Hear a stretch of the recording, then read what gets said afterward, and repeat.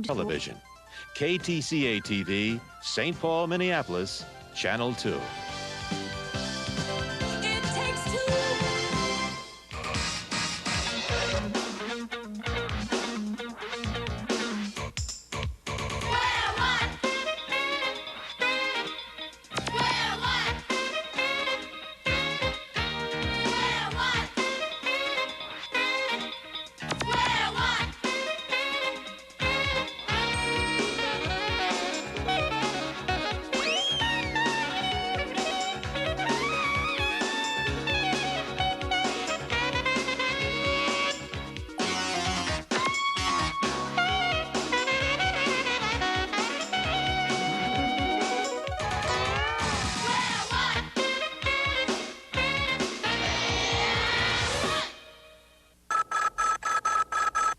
Hello, Dirk Niblick of the Math Brigade. Well, who could this be? Who else do I know who sounds like this? Well, you're right. I knew it was you all along, Mommy dearest. I was just funning you. Oh, I see. You were just calling to tell me to remind our viewers to stay tuned for another exciting challenge on Square One Square. Yes, it is a wonderful game show, and it's coming up in just a few ticks. I love Square One Squares. In fact, I love squares. Yes, I am well qualified. I wonder what she meant by that.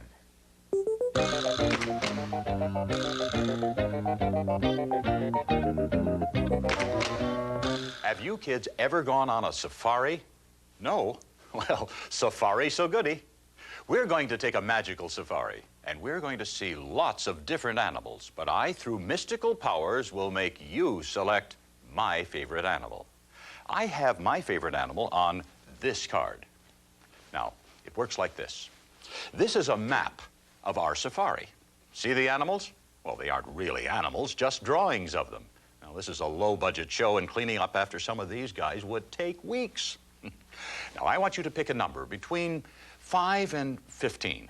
For our demonstration, let's use the number 11. When you count, do it like this. 1, 2, 3, 4, 5, 6, and so forth.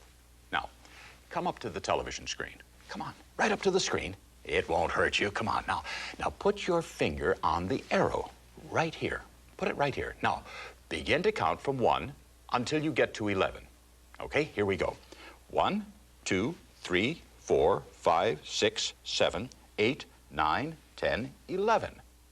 Now start with 1 on the animal your finger is on and count in the other direction the same number that you counted before.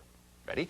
1, 2, 3, 4, 5, 6, and so forth. Now let's do it. Pick any number between 5 and 15. It doesn't have to be 11, so pick any number at all.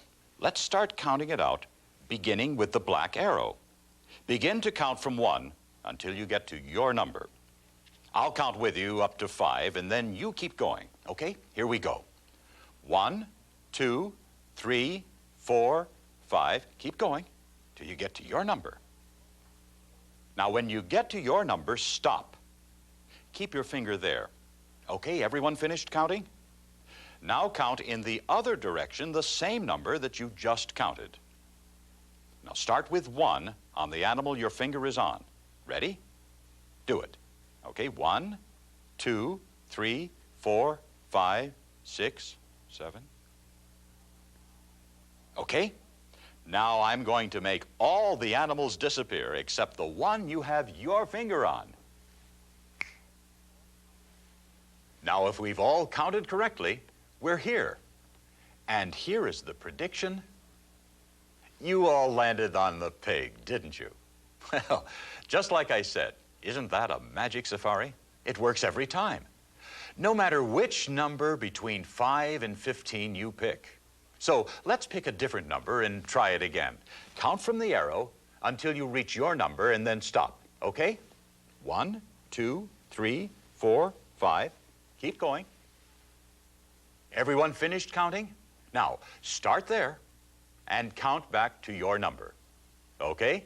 Go. 1, 2, 3. Keep going. Have you done it? Are you ready? Okay, where did you end up this time? You're right on the pig again, aren't you? Now, you can make one of these safaris at home. All you need are 4 arrows and a bunch of animals or objects as long as there are more than 5. Take one more look at the map and then make one of your own. Okay? Well, goodbye for now, but remember, you'll see me later. Hi, I'm Reggie Cathy, and welcome to Square One Squares, the game show where you separate mathematical fact from fiction. And now let's meet the host of our show, our own super square up and away with Larry Cedar. Hi, everyone. Welcome to Square One Squares. I'm really glad to have you here today. Today we're going to find out whether you can tell the difference between mathematical truth and mathematical fiction. But before we get started, I would like you to meet my assistant, the wonderful, the exciting Cynthia Darlow.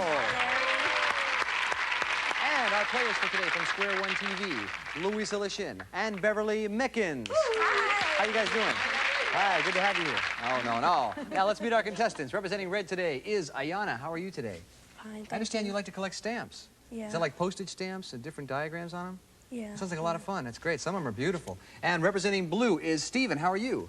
Fine. Now, you don't have stamps. I bet you like baseball cards, right? Yeah. What's your favorite one? I Can't Earn, maybe?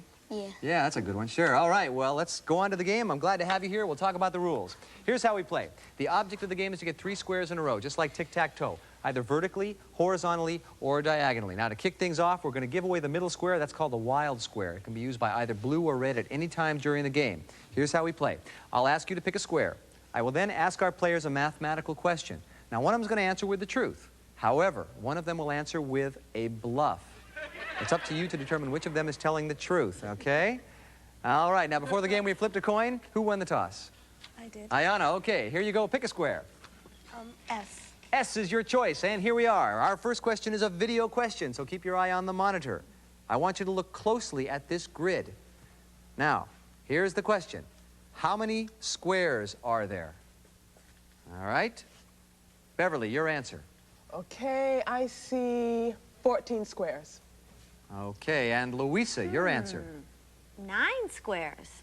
14 and 9. There's your answers, Ayana, for the first square of the game. Good luck to you. Who's telling the truth? Beverly. You said Beverly. Will the real truth teller please stand up? Absolutely right. Very good. All right, that gets the red square. Sensational. Beverly, that was kind of hard to see. Can you tell me how you came up with that answer? Yeah, that's right, that's right. The first 9 are obvious. But here are 4 larger squares. Here, here, here, and here. And that makes 13. And here's 1 big square, too, and that makes 14. Very good. Thank you, Yeah. Beverly. So, Ayana, you kind of saw that. Good. Very good. All right, Stephen, it's your turn. Pick a square. I'll take V. V. Good move, because that'll block the 2 in a row here Ayana has. All right, and V is the choice. Here's the second question. We have 8 people that are going to a rock concert. Take a look at Cynthia over there. Now, you'll notice they're missing their hair. Huh. Well, we'll get on to that. Here's what's going on. 6 of them actually have blue hair. 4 are wearing sunglasses. All right? Now, what is the smallest number who have blue hair and sunglasses, okay? 6 of these people will have blue hair. 4 are wearing sunglasses. What's the smallest number who have blue hair and sunglasses? Now we're going to ask Louisa for her answer first. Well, Stephen, this is kind of a tough question, but I think at least 2 of them have blue hair and sunglasses because 6 plus 4 is 10, but you only have 8 people in all. Thank you, Louisa. And Beverly, your answer. Stephen, see, I think this is a tricky question. Larry didn't give us enough information to answer that, and that's my answer. Okay, did I give enough information or not? Or is Louisa telling the truth? We just don't know. Stephen, who do you think is telling the truth? Louisa. You say Louisa is telling the truth. For the square, will the truth teller please stand up? Aha, yeah. Oh, absolutely right. Blue gets the square. And that will block Ayana from winning on her next turn, so good move, Louisa. How'd you come up with that answer? Okay, well, 6 people have blue hair, and Sin is doing that now. And 4 have sunglasses, but there are only 8 people in all. So if both of the people without blue hair have sunglasses, we still have 2 with blue hair and sunglasses. So blue hair, sunglasses, 2 in the middle with blue hair and sunglasses. There you go. Thank you, Louisa. That makes it very clear. And thank you, Cynthia. You guys are doing so well. I'm so impressed. This is great. All right, let's get on with our next question. Ayana, it's your turn. Pick a square. U. You, top right square. Good move. And here is our next question. I'm going to show you something here. Have it hidden in back. This is a special cube. Now, you'll notice this cube has the corner cut off. All right? This is my personal cube here. Now, the other day I dropped it. I'm a little clumsy, and the whole thing unfolded. Now, here's my question. When it unfolded, what did it look like? A or B? Okay, there's the cube. There's your choices. Louisa, what do you think? Well, I have my own personal cube too, and I say A is the one. All right, you pick A. And Beverly, your answer. Okay, I disagree completely. I know, I feel deep in my heart that B is the one. Okay, there you got your choices. Here's the cube. Ayana, for the square, which of them is telling the truth? I'd say Beverly is telling the truth. Will the truth teller please stand? Absolutely right. There is no stopping you two. You're so sharp with this. All right, Beverly, how did you come up with that answer? Okay, well, we're going to do a simple demonstration. Louisa, try to fold figure A back into a cube with a corner cut off. Yeah, I got a Ha-ha! It's up here. Can't do it. No. You should excuse the expression, no dice.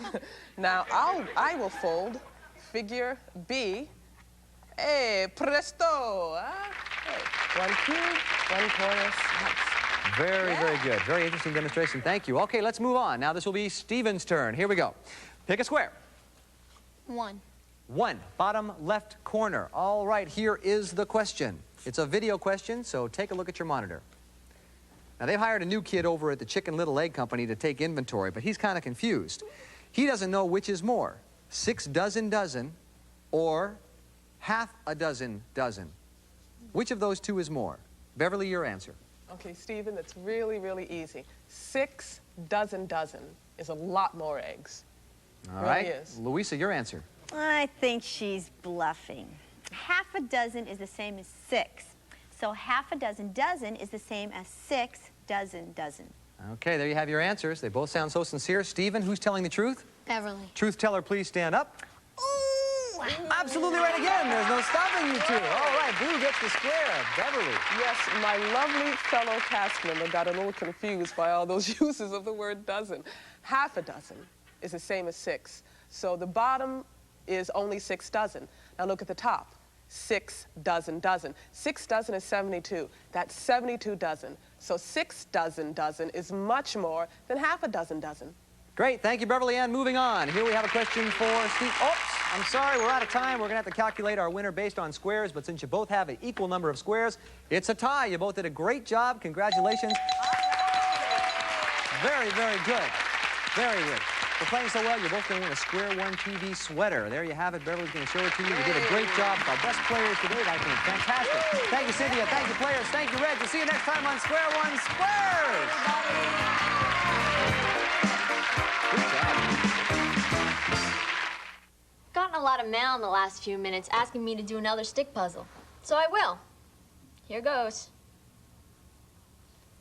Pretty impressed so far, huh? Okay, now here's the puzzle. Can you move 2 sticks and have 4 small squares all the same size with no sticks left over? Okay, once again, get some toothpicks or use sticks like mine. Make this design. Okay, now move just 2 sticks and have 4 small squares all the same size and no sticks left over. Still haven't got it? Here, I'll give you a hint. Now, that's all I'm going to tell you. You're on your own.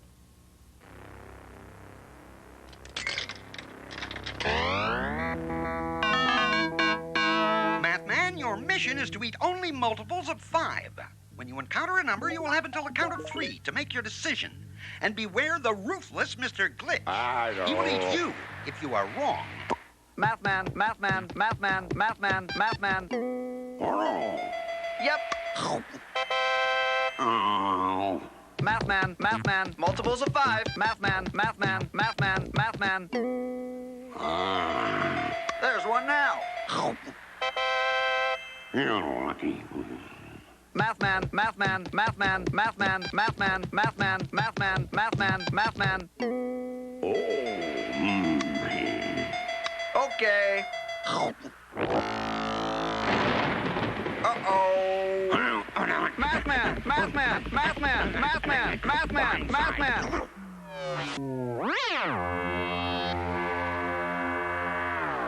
You gotta be faster than that, math man. We are now joining Dancing to Health and Back, already in progress. So I said to my knees, listen to me please, let's go buy a wheel of cheese. If we don't, we could freeze. I'm through being your shadow, baby. I quit. What are you doing? What does it look like I'm doing? I'm quitting. You can't do that. You're my shadow. You do what I do. Come on, let's go back to work. Forget it. You can go on dancing your knees off, but not me. There's more to life than 8 counts. Don't be ridiculous. You're nothing without me. Oh, yeah? Just watch this. You're gonna try to challenge me, Debbie Allen? Oh, please. You couldn't step with me if your feet were on fire. Ha! And besides, you're not even suited for the real world. Are you kidding? I've been everywhere you've been. I've done everything you've done. That's right, but you're the flat one. Me? You were the one who was singing. Ha! Ha ha! I don't mean that kind of flat. I mean flat. You know, flat, 2-dimensional. Face it, you can't make it in this world without me, baby. 2-dimensional? Right. You've got length and width. 2 dimensions, but I've got 3. I've got length, I've got width, and I've got depth. So what? So, it's the 3 dimensions that give me volume, that give me substance, and you have got nothing along those lines. That means you also have weight. Ha ha! That's right, and you don't weigh a single ounce. You're 2-dimensional, a 2-dimensional shadow. And you won't last an instant in this world without me. So come on back to work and stop being foolish. All right, okay, but only on one condition. Okay, what is it? No matinees, and I get Tuesdays and Saturdays off. Okay.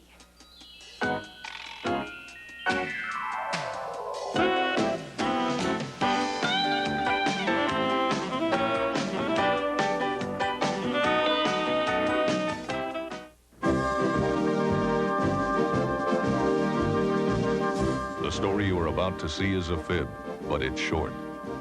The names are made up, but the problems are real. It was Monday, 11:43 a.m., and the unseasonably warm weather made things so hot, the Los Angeles Kings had to open the hockey season in a giant swimming pool. They lost in overtime. I was working the day watch out of MathNet. The boss is Thad Green. My partner is George Frankley. My name is Monday. I'm a mathematician.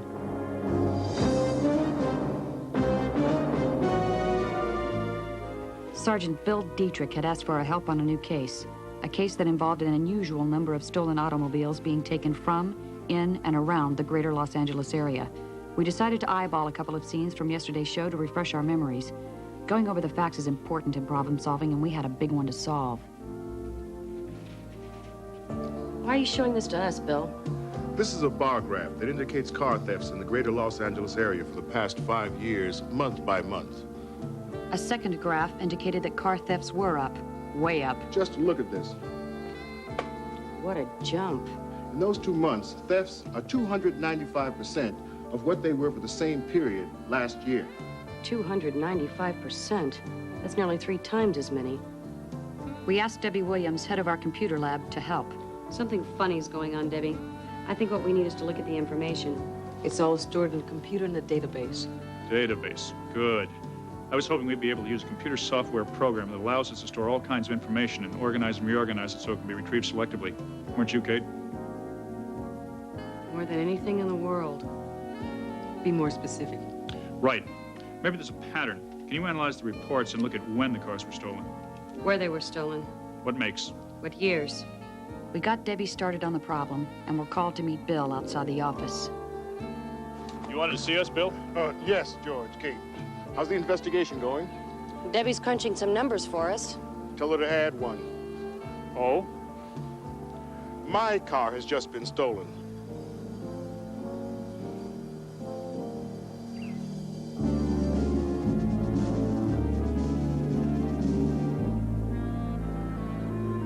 Your car was stolen, Bill? You don't see it, do you? Maybe it wasn't purloined by criminals.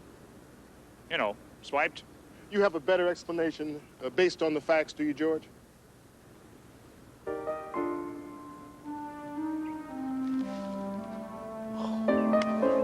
Maybe it was towed away by the police for being left in a no parking zone.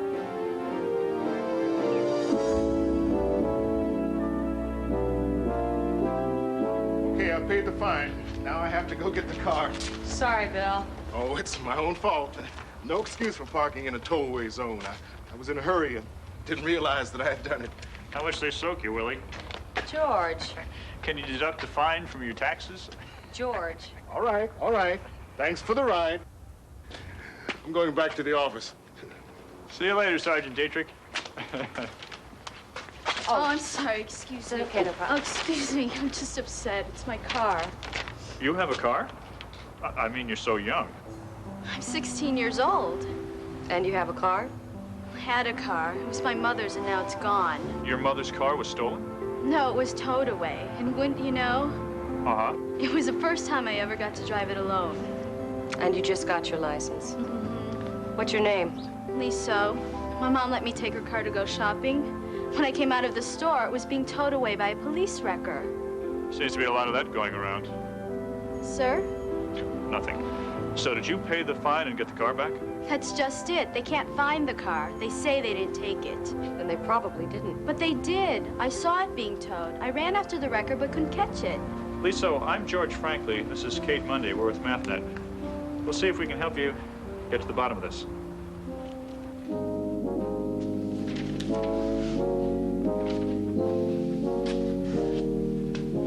You say you saw your mother's car being towed away, Lisa? Uh-huh, that's right. And I even wrote down the wrecker's number. 317. Well, this should help us. I'll call the traffic division. My mother is going to be mad, and I don't blame her. This is the first time I get to drive alone, and this has to happen. I'm sure your mother will understand, Lisa. Hi, Phil. It's Kate Monday. Fine, thanks. Phil, can you get a list of all the cars your wrecker number 317 towed away today? Sure, I'll hold. They're checking in it. Yes? Are you sure? Okay, thanks. Lisa, LAPD doesn't have a wrecker by that number. But I saw it with my own eyes. Sometimes the eyes can play tricks on us. I was sure it was 317. Lisa, I'll get one of our people to drive you home. And if we come up with anything on your car, we'll be in touch. But I want to help. Do you have all the information you need? We've got everything, Lisa. Don't you need my driver's license? It's on file, Lisa. But you want the registration number. It's in our database, Lisa. What about the pink slip? It ain't necessary, Lisa. Good luck, Lisa. We'll be in touch. Poor kid. Remember the first time I got to drive alone? Backed the car right out of the garage without opening the door. What a funny sound. I've got some info for you, MathNetters. Terrific, Daddy. Anything unusual? I've checked car thefts in all precincts, and they show the same pattern. What does that mean? We have a problem that is citywide. What else? Here's a graph comparing some car makes. The blue bars represent average car thefts between January and June. And the pink? Average car theft for July and August. The letters represent different makes of cars. A is Ferrari. Not much difference, right? Go on. B is Porsche. Again, not much difference. I rode in a Porsche once. It went fast. C is for BMW. Again, no significant difference. Martha's sister has a Beamer. Well, I've never ridden in it. We do find a big difference in two makes. Cadillacs and Lincolns. The rest seem to be relative. Cadillacs and Lincolns. Expensive cars. Yes, but so are those high-performance sports cars. Right. So maybe price isn't a factor. I even checked the colors of cars stolen. Find anything? No. The colors don't tell us anything. They just show an overall increase in theft, but no one color is being ripped off out of proportion to any other color. Look at this. Thefts by model. Four-door cars are up. And station wagon thefts. And RVs and truck thefts. There might be something there. Here's some raw figures. Last year, about 56,000 cars were stolen in our area. Wow. If we divide that figure by 12, we get a monthly average. About 4,700 each month, on average. And if we divide that by 4, we get about 1,200 cars per week. And if we divide that by 7, we get 170 cars per day. And if we divide that by 24, we get 7 cars per hour. And if we divide that by 60, well, a lot of cars are being swiped, average-wise. There are a few more cars stolen in the summer, probably because they're more accessible. Right. People go to the beach, outdoor concerts, ball games. Right. And remember this. Here are the figures for the past 2 months of this year. About 13,000 cars were stolen in each of the last 2 months, July and August. That's amazing. Anything else unusual, Debbie? I think so. If you were going to steal a car, when would you do it? I guess I would wait till it got dark. Uh-huh, me too. Why? Look. No significant increase between midnight and 8 a.m.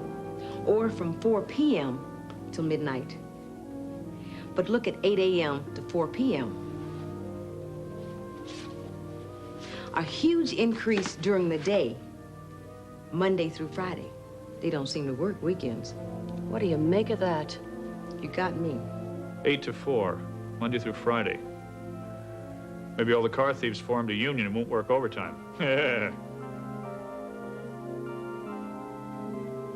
Sorry. Here's something else, Math Netters. Usually LAPD recovers about 8 out of 10.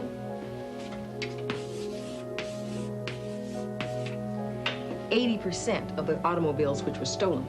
That's pretty good. But in the past 2 months, our recovery rate has dropped to about 3 out of 10. 30%. That's interesting. But what? But what does it mean? It means that almost 20,000 cars have disappeared from the streets of Los Angeles in the past 2 months.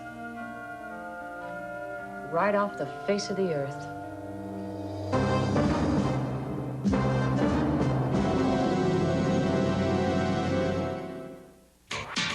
100% of Square One TV is a production of the Children's Television Workshop. This program was made possible by grants from the National Science Foundation, the U.S. Department of Education, the Corporation for Public Broadcasting, the Andrew W. Mellon Foundation, and the Carnegie Corporation of New York.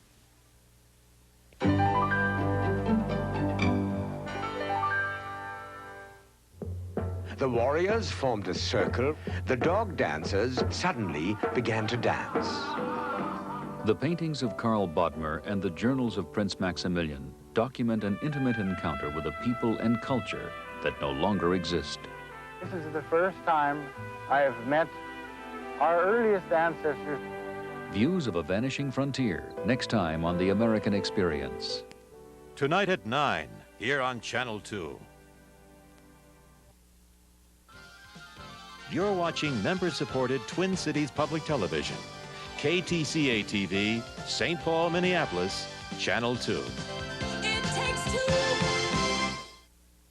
Sesame Street is brought to you locally by the Sven and C. Emil Berglund Foundation, the Lund food stores of the Twin Cities area, Target stores meeting the shopping needs of Minnesota families for 25 years, Bellini Children's Design.